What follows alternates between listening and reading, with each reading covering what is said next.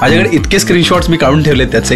त्यांना वाटतं की अरे उत्कर्षला बोलवायला हवं. तो एक जिस्ट माझ्यामध्ये नेहमी होता की अरे हा आपल्याला माहिती आहे काय करू शकतो. तो भोगलाय ना मी ते. मी धड धड धड धड लिहायला चालू केलं. मला हेच हवं होतं. तू जादू आहेस. नमस्कार, मी शोजू शोनाली आणि या स्टार्स कट्ट्यावरती आपल्यासोबत आहे. म्हणजे काय काय म्हणायचं आपण त्याला. मास्टर माइंड आहे, ऑलराऊंडर आहे, टास्क मास्टर आहे, एंटरटेनमेंट किंग आहे. एवढं सगळं एका माणसामध्ये अगदी भरभरून भरलेलं आहे. गायक, संगीतकार, गीतकार आणि अभिनेता डॉक्टर उत्कर्ष आनंद शिंदे आपल्यासोबत आहेत.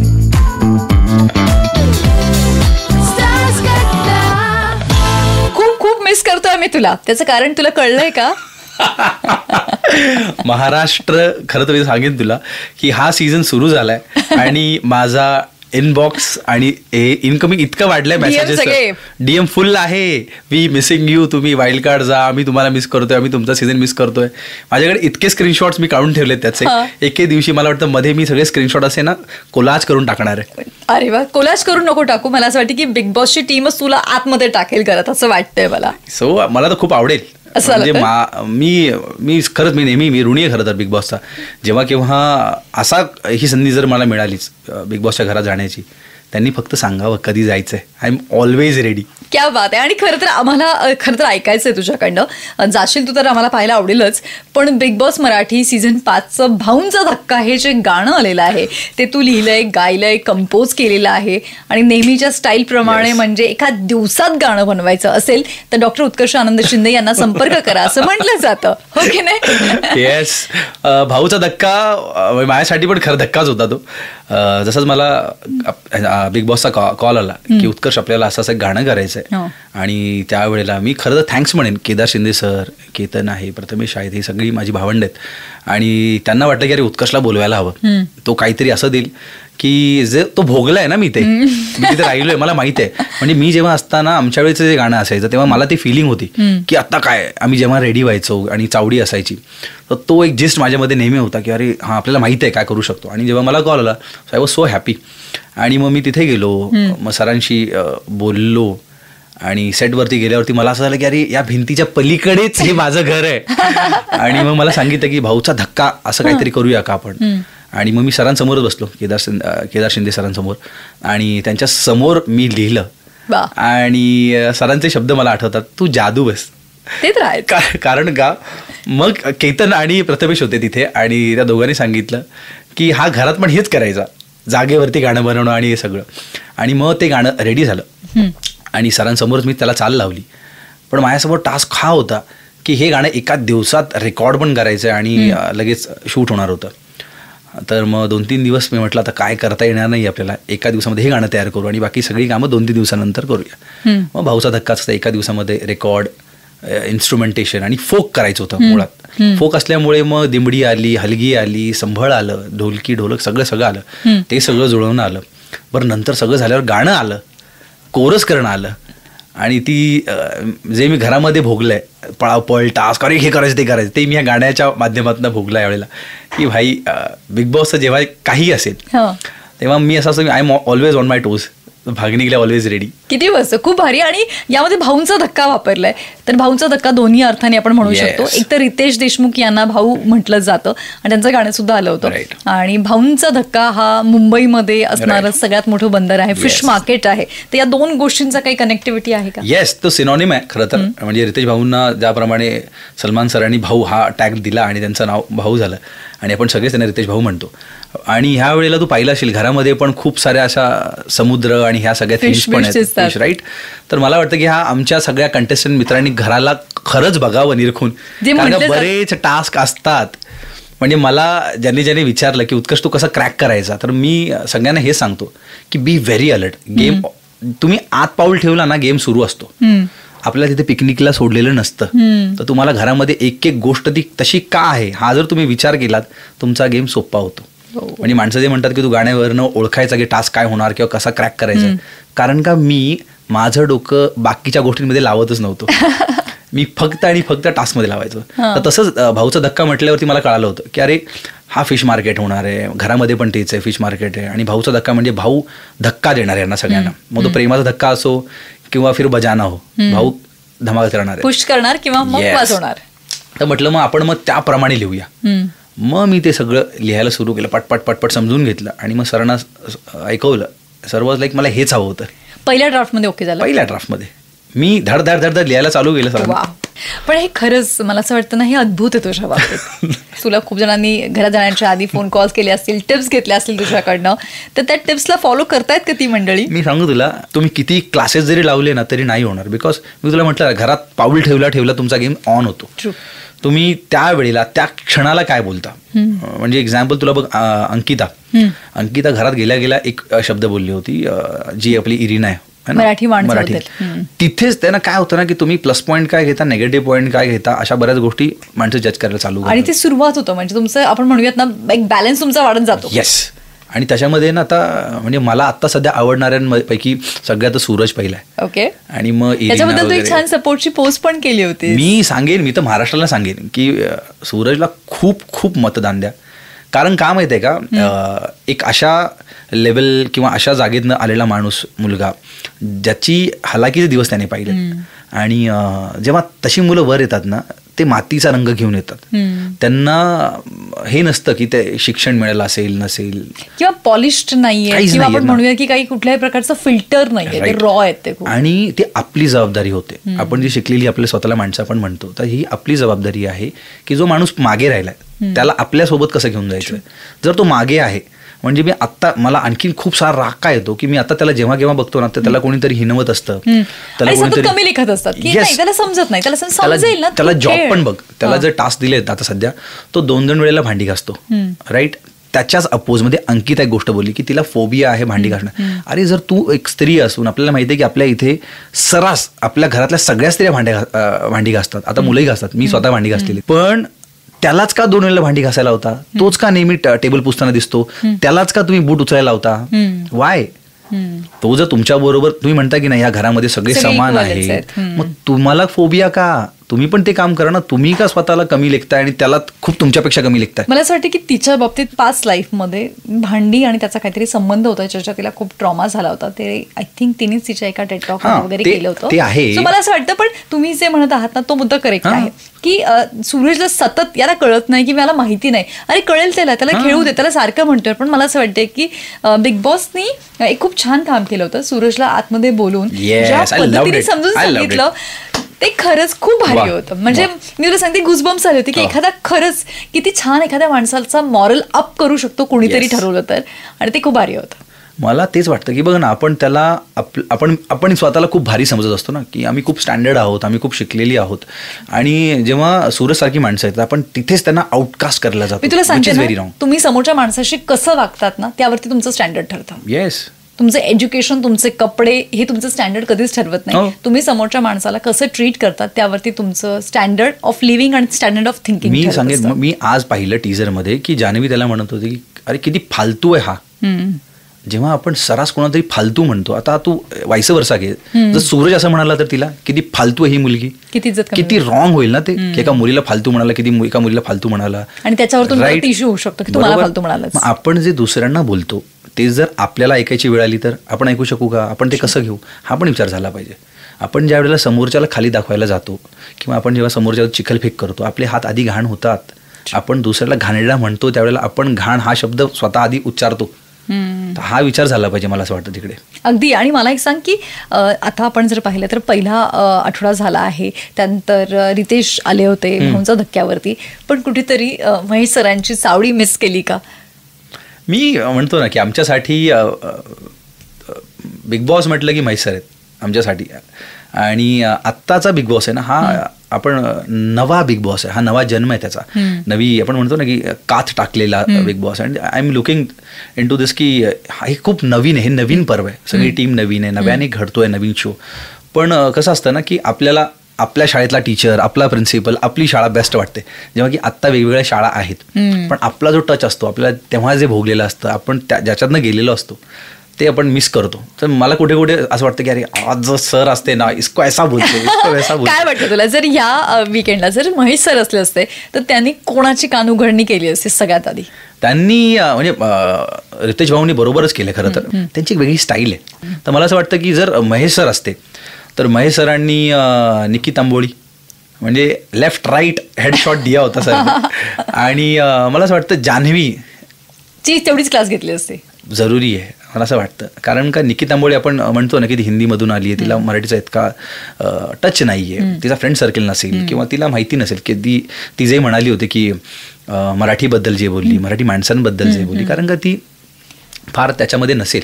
पण जान्हवी ज्याप्रमाणे बोलते ना, I am really very dishearten with her words की तू नको असं बोलूस, तू मराठी आहेस, तुला मराठी माणसाबद्दल, मराठी मुलाबद्दल, कंटेस्टंटबद्दल बोलताना तुला भान ठेवायला पाहिजे. तू कशी बोलतेस, कोणाशी बोलतेस. तिने जे वर्षाताईबद्दल जे गेलं होतं ना की मी मस्करी केली, ते जाणीवपूर्वक होतं. मला सांग, याच्या जागेला आपली आई असेल तर, आणि आपल्या आईची अशी मस्करी झाली तर, हा पण विचार कर. तो गेम आहे, ठीक आहे, वो गेम है, बट गेमची मर्यादा पण गेम पण आहे आणि तो तुमचं रिफ्लेक्शन ठरतोय, तुम्ही काय वागतायत. म्हणजे तिकडनं सपोज मी त्याच्या आधी जर जान्हवीला लाईक केलं असेल तिच्या एखाद्या गोष्टीबद्दल, तर जेव्हा ती म्हणते की मी यांची मस्करी करते, तेव्हा मला ती गोष्ट हर्ट होईल. कारण की जसं तू म्हणाला की आपल्या घरात आपल्या आयुष्य आपण असं नाही वागत ना, किंवा नाही वागणार. आणि मला तेही खटकलं की इतके सगळे कलाकार तिथे 16 माणसं आहेत, 16 पैकी म्हणजे 15 लोकांना वाटलं नाही की आपण वर्षाताईंच्या बाजूनी बोलायला पाहिजे. म्हणजे अरे तुम्ही त्या ठिकाणी बोलला असता तर तुमची खरी पर्सनॅलिटी लोकांना कळाली असते, आणि कोणी स्टँड घेतला नाही. बरोबर. म्हणजे त्यासाठी शनिवारची वाट पाहावी लागली. हो, मला त्याबद्दल असं वाटतं ना की अरे किती मिंगडपणा हा. तुमच्या समोर इतक्या मोठ्या, तुम्ही ज्या माणसाला रिस्पेक्ट करता, ज्याच्याबद्दल तुम्ही ज्याला बघून मोठे झालात, तुम्हाला वाईट जर वाटत असेल, तुमचा कणा नाही आहे का? म्हणून मला बिग बॉस एक खूप आवडलं की त्याने एका टास्क मध्ये ते दिलं होतं की ज्याच्याकडे कणा नाही. मी म्हणे त्या घरातल्या सगळ्यांना द्यायला पाहिजे ते. खरंय की वर्षाताईंना असं बोलतात, आपण उभा राहा ना. बरं, तो टास्क पण नाहीये, तुम्ही राईट रॉंग ऍटलिस्ट बोला. तुम्ही तेच करत नाहीये. तुम्ही त्यांच्याबद्दल होते, आम्हाला खूप वाईट वाटलं आणि मग त्या आमच्या हे व्हॉट यू डुईंग. आणि तेव्हा बोलतायत तुम्ही, जेव्हा रितेश देशमुख तुम्हाला म्हणतायत तेव्हा ते भीतीची पोटी असतं, दुसरं काही नसतं. काही नाही की ती आपली बाजू कव्हरअप करण्यासाठी बोललं गेलं. आपल्याला काय बोलू नये पाहिजे. आता मला काय जास्त बोलू नये म्हणून मी रडून बिडून ते, मी गेम खेळून आलोय, मी बघितलाय तेव्हा काय होतं काय नाही होत. तुम्हाला जर स्टँड घ्यायचा असेल तुम्ही ऍट दॅट टाइमच घ्यायला पाहिजे. तुम्ही राईट असा रॉंग असा व्हॉट एव्हर तुम्हाला तेव्हा ते करायला हवं, तर तुमच्यावरती ज्या होणाऱ्या गोष्टी त्या होत नाहीत. ओके, मला अजून काही प्रश्न विचारायचे वाटतात तुला. मला सांग की बिग बॉसचा जेव्हा आता नवीन सीझन सुरू झालं, कंटेस्टंट घरामध्ये गेले, तर तू तुझं जे अनालिसिस करतोय त्यावरनं तुला काय वाटलं होतं की कोणते कोणते ग्रुप्स होतील? हां, मला वाटलं होतं, मला हे माहिती होतं की त्यांनी ज्या प्रकारे इंडिव्हिज्युअल्स टाकले होते ना, म्हणजे बिग बॉस मी तुला परत तेच सांगेन की मी कसा क्रॅक केला होता. म्हणजे वैभव आणि अरबाजला ज्या प्रकारे इंट्रोड्यूस केलं, तेव्हाच मला कळालं होतं की ह्या दोघांना अपोजिट बघायचं, ऑडियन्स म्हणून कळतोय, राईट. आणि ह्यांना जर अपोजिट बघायचं, म्हणजे मी जर त्या जागेला असतो तर मी त्याच्या अबोसमध्ये असतो. आणि आता सध्या मी काय बघतोय ना की लीडर नाहीये समोरच्या टीममध्ये, तर तिकडची ती जागा कमी आहे. पण पाहता क्षणी मला असं वाटलं होतं की वैभव अरबाज हे फाईट करतील. निकी त्यामुळे मला माहिती होतं ती स्पाईससाठी येणार आहे आणि ती खेळेलच तिचा गेम. वर्षाताई चांगले खेळतील हे मला माहितीच होतं, कारण एक सिनियर आपलं एक्सपिरियन्स घेऊन येतो, तो त्याचा संयम घेऊन येतो. आणि मला माहिती होतं की हे पुढे जाणारच. मला निखिलकडनं खूप होप होत्या, खूप साऱ्या होप्स होत्या की लडका कुछ कर सकता है. पण आता फर्स्ट वीक मध्ये मला असं दिसतं की निखिल ऍक्टिव्ह नाहीये. आणि पण मला चांगलं काय वाटतं की महाराष्ट्र सूरजच्या मागे थांबलाय. मला ते बघून खूप छान वाटतंय. तो आपला छोटा पुढारी आहे, तो खूप चांगलं बोलतोय, त्याचे मुद्दे मांडतोय, वन लाइनर्स देतो, जबरदस्त. मला ते खूप आवडतंय. मला कुणाबद्दल कमी कमी वाटतं तर मला वाटतं पॅडी दादा थोडासा आणायचे आगे.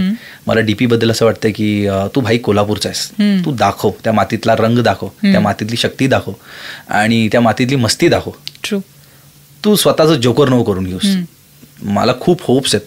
इनफॅक्ट एरिनाबद्दल पण मला कौतुक वाटतं. एरिना मी म्हणेल ती स्टँड आउट होतीये, बोलायचा प्रयत्न करतेय, जरी तोडकं मोडकं मराठी बोलत असेल, पण तिने जसं म्हणाली की मी एकादशी करते, बरोबर, तिथेच वाईब आली की अरे बघ. तुला माहिती आहे मला काय वाटतं एरिनाबद्दल, ती फक्त बोलत नाहीये किंवा ती असं करत नाहीये, तिचं स्टँड पण घेते. येस, ती इतकी जेन्युइन वाटते. म्हणजे जेव्हा तिला तिच्याबद्दल बाजू मांडायची होती की तुम्ही मला नॉमिनेट नका करू, ते पण ती किती छान पद्धतीने बोलली.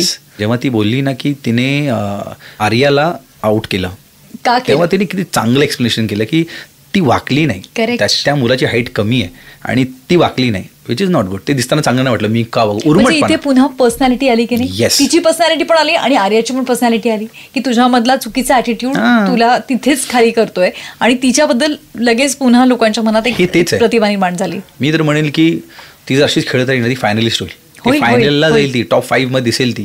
आणि अशी जर माणसं जात असतील ना, तर मी खरं सांगेन की अशा माणसांना पुढे घेऊन जा महाराष्ट्र. ती कुठली आहे काय आहे नाही, पण ती आपलं जप्ती आहे ना, हे खूप महत्वाचं आहे. आणि ॲज अ ह्युमन बिईंग ती आहे, सूरज आहे, ती सगळी मुलं पुढे यायला हवी. आपण बऱ्याच वेळेला विचार करतोय आपण त्यांचं कल्चर फॉलो करतोय, पण ते जर आपलं कल्चर फॉलो करून आपल्याला शिकवत असतील तर किती चांगली गोष्ट आहे. तुम्ही काय विसर पडलाय तुम्हाला. खूप भारी. म्हणजे एका अर्थाने मला कळालंय की टॉप 5 मध्ये तुला कोणाला बघायची इच्छा आहे, त्यातली काही नावं तर समोर आली लगेच. सूरज यांचं नाव घेतलेलं आहे, एरिनाचं नाव तू घेतलेलं आहे, त्याबरोबरच डीपीना पण तू. मला ते इच्छा आहे की ह्यांनी पुढे यावं. पण आता दिसताना ना, मी सांगू बघ, मी तुला खूप प्रॅक्टिकल गोष्ट सांगितली. दिसताना आता काय दिसतंय ना, मला असं वाटतं की अरबाज, निकी तांबोळी, त्याच्याचबरोबर वर्षाताई, ही 3 माणसं आता सध्या दिसतात की ज्यांच्या अवतीभोवती गेम दिसतोय. राहिली 2 माणसं, तर याच्यामध्ये एरिना आली उत्तम. आता वाईल्ड कार्डमध्ये काय होतं ते बघू. आणि जो कोणी गेल, मला असं वाटतं की बघ, अरबाज त्याच्या गेममुळे पुढे येऊ शकतो ॲज अ पर्सनॅलिटी किंवा हे सगळं नंतर, पण ॲज अ त्याचा गेम तो ओव्हर पॉवर करून खेळणार, तो जिंकणार, हे त्याच्यामध्ये असल्यामुळे काय होतं ना की त्याला ऑलरेडी बाकीचे घाबरत आहेत. त्याला घाबरत असल्यामुळे ह्यांनी हत्यारं टाकली, त्यांनी हत्यारं टाकल्यामुळे त्याला खूप सोपं जात आहे. खरं, तो प्रॉब्लेम आहे. त्याला नडत नाही इथे लोक की त्याला हरवायचं, असं होतच नाहीये. पाठवतील तुला आतमध्ये. मी तर बिग बॉसला सांगेल, प्लीज तुम्ही बघा महाराष्ट्र काय म्हणतोय आणि सोनाली काय म्हणते हे बघा. कारण का मला आजही आठवतं, जेव्हा मी घरात होतो तेव्हा सोनाली आली होती आणि माझी अपेक्षा, जर मी आत गेलो तर सोनालीला परत बोलवा आणि परत तिला तिथे एक तास द्या आमच्या बरोबर, मजा येईल. लवली यार, खूप मस्त. मला अजूनही ते दिवस आठवतात. वंडरफुल मेमरीज आहेत त्या, आणि खूप छान वाटलं होतं. आणि खरंच जसं उत्कर्ष म्हणतो ना, आम्ही पण घरामध्ये जाताना एक पेपर आणि पेन काहीही दिलं नव्हतं आमच्या हातात, काहीच नव्हतं, तुम्ही जायचं केवळ.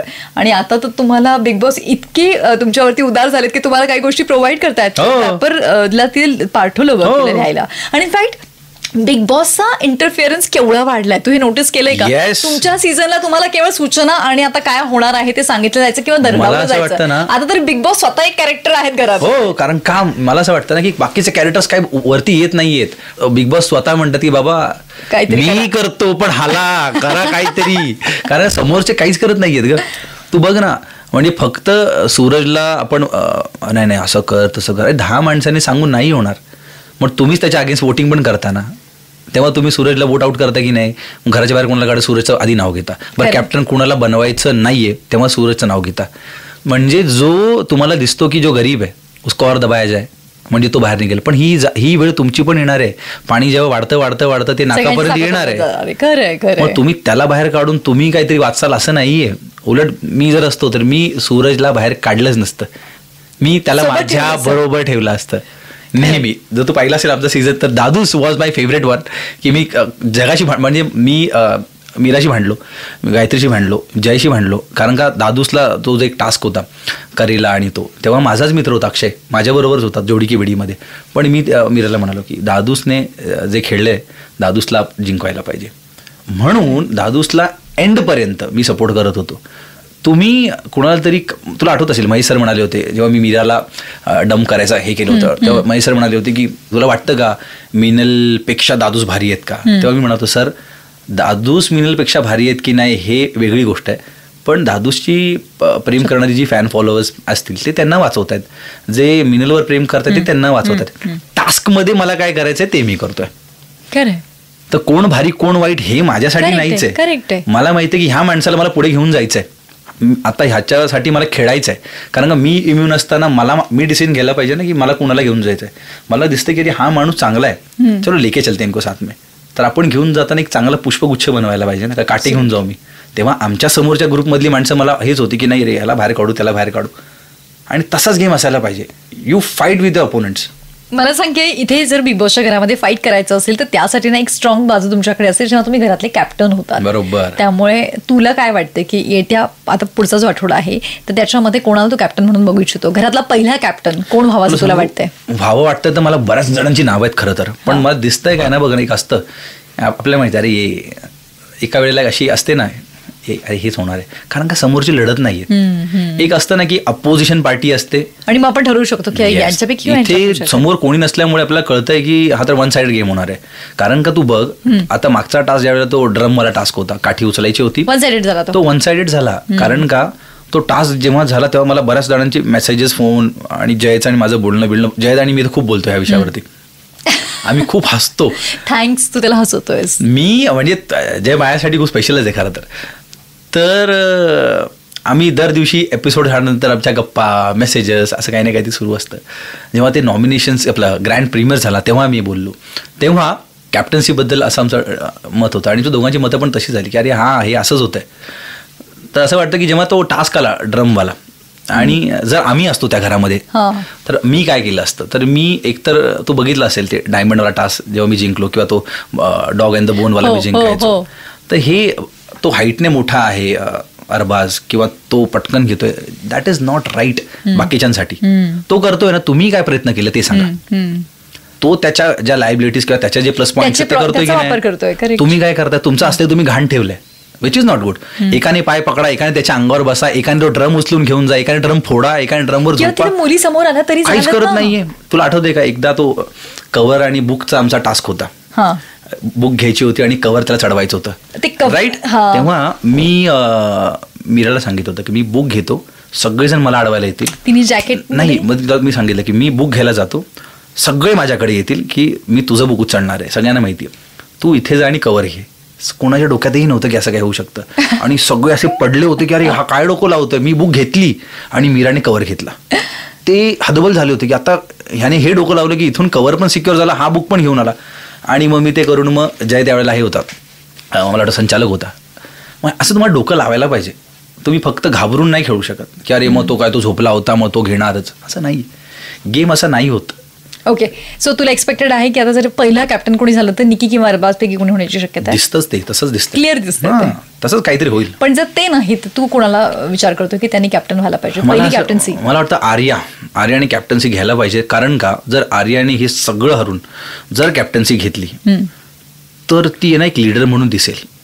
ह्या टीममध्ये जर हिरो दिसताय आपल्याला की इथे लिडरशिप दिसते, अरबाज आहे, निकी तंबोळी आहे, इथे कोणीच नाहीये ना ह्या बाजूला. उलट तिकडे ती वेकन्सी आहे, तुमच्यातला कोणीही होऊ शकतो लीडर. आणि जो बाहुबली आणि आपण हे बघितलं भल्लालदेव, तशी आताची कंडिशन. भल्लालदेव आपल्याला दिसत आहेत, बाहुबली एकही निर्माण झाला ना आणि त्याच्यावरती गरीब जनता वगैरे दाखवली आहे बाहुबलीमध्ये, वो वैसा हो सकता है. आणि हेच गरजेचं आहे. मी तर म्हणते की पॅडी हे कट्टप्पा आहे, त्यांनी मला पाहिजे व्हायला पाहिजे यार. अरे मला खूप अपेक्षा आहेत, पण मला असं वाटतं आर्या विल डू समथिंग. आणि अंकिताबद्दल मी तेच म्हणेल की अंकिता पर्सनल लाईफ आणि ह्या सगळ्या गोष्टी सांभाळतेस वगैरे वगैरे, ठीक आहे, सगळं मिक्स नको करूस. मसाला पण तेवढाच, मीठ पण तेवढं, सगळं वो खाना डिलिशियस नाही बनेगा. त्याची चव बदलत चालली आहे. तू बोलत असताना पण म्हणजे तू आता ज्यावेळेला तिने छोटा पुढारीला टार्गेट केलं वगैरे वगैरे आणि मग ती संस्कृती वगैरे वगैरे, तू सगळं एकत्र नाही टाकू शकत ना. गेम तरी खेळ, नाही टाक, पण काय होतं ना, ती जे बोलती आणि ती जे वागते ना त्याच्यामध्ये ते अपील नाही होते. म्हणजे ते असं वाटतं आपल्याला की अरे कॅमेरा आला का, थांब मी आता हा डायलॉग बोलते. मग आपल्याला संस्कृती आणि ही जपायची. माझ्या घरच्यांनी मला सांगितलंय की तू काही कर पण ती संस्कृती सोडून करू नकोस. हे सगळं ठीक आहे, सगळ्यांच्या घरच्यांनी कोणी हे सांगत त्याच्यावर मर्डर करू नये तिकडे. सगळ्यांच्या घरी तेच सांगतात की नाव मोठं करा, पण करा ना मग. म्हणजे जेव्हा मला आठवतं, मी जेव्हा पहिल्याच आठवड्यामध्ये टाकाऊमध्ये त्याने टाकलं होतं आणि मी त्याच वेळेला कॅप्टन झालो होतो. तुम्हाला डिसाईड करायचं आहे की तुम्हाला टाकणारे, तुम्हाला कमी समजणारे ते तुमच्या अंडरमध्ये यायलाच पाहिजेत. दॅट इज वेन तिथे तुम्ही जिंकता. क्या बात आहे. आणि आज संपूर्ण महाराष्ट्र तुझ्या बरोबर आहे. आणि खूप छान वाटलं जेव्हा मला कळलं की भाऊंचा धक्का हे गाणं तू लिहिलंय, कंपोज केलंय, गायलंय. खरंच खूप भारी मोमेंट होता. आणि येस, असे छान छान मोमेंट्स तुझ्या आयुष्यामध्ये येत राहोत. आमच्या शुभेच्छा आहेत. थँक्यू. आणि येस, आम्हाला तुला पाहायला आवडेल त्या घरात परत गेलास तर. हे तू त्या बिग बॉस मध्ये बोल, आता इथे बोलून घे की please please big boss Sonali काय म्हणते पाठवा बिग बॉस. आम्हाला वाटतंय की ह्या सीझनला तुम्ही ना उत्कर्षला एक आठवड्यासाठी का असे ना पण पाठवा.